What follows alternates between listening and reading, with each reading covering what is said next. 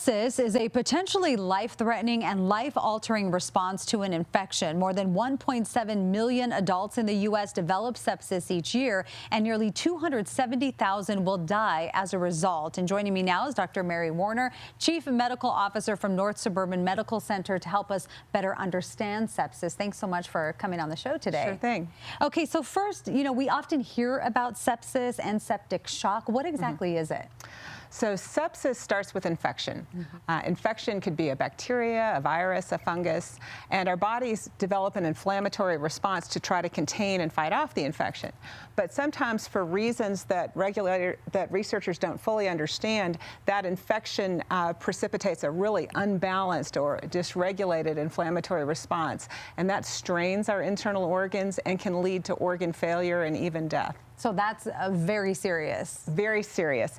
In fact, it can cause mortality as high as 10% in all comers and upwards of 30% if you develop shock from sepsis. How is it identified and how can it be treated? So the way it's recognized is a doctor in the emergency room most commonly finds a patient with they suspect has infection, and the patient presents in a certain way with evidence of severe inflammation. Their heart rate's up, they're breathing hard, they may be very confused or even difficult to awaken. And then the doctor performs laboratory and imaging tests that confirm the organ damage.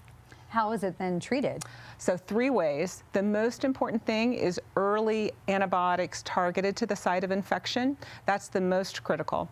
Followed by fluids to increase blood flow to the vital organs. And in some cases, patients need IV medicines to artificially raise low blood pressure back to normal. Is there anything people can do to prevent getting this? The main prevention would be heightened awareness. For one thing, we should all be current on our vaccines, so talk to your primary care doc and get the age-appropriate vaccines that you need to keep you healthy. And then if you are having an infection and just something is not right, you should be aware of sort of 4 things for a patient to think of: temperature, infection, mental status change, and extremely ill. So temperature could be very, very high or very, very low, combined with infection, mental status change, when a patient's very confused and sleepy and hard to awaken, and they're just profoundly ill. So that's time, T-I-M-E.